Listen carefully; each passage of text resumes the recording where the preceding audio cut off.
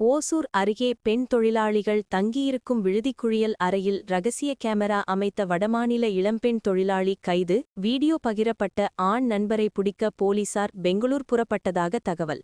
ஓசூரில் டாடா தொழிற்சாலை பெண் தொழிலாளர்கள் தங்கியிருக்கும் விடுதியில் ரகசிய கேமரா வைத்ததாக ஆயிரக்கணக்கான தொழிலாளர்கள் போராட்டம் நடத்திய நிலையில் ரகசிய கேமரா வைத்த பீகார் மாநிலத்தைச் சேர்ந்த நீலுகுமாரி குப்தா 23 என்ற இளம்பெண் தொழிலாளியை உத்தனப்பள்ளி போலீசார் கைது செய்தனர்.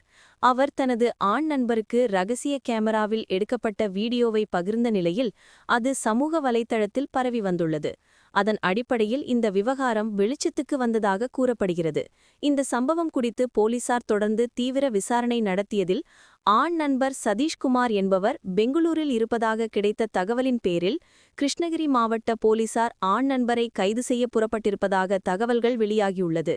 இந்த நிலையில் பெண் தொழிலாளர்கள் சிலர் தங்களுடைய வீட்டிற்கு புறப்பட்டு சென்றனர்.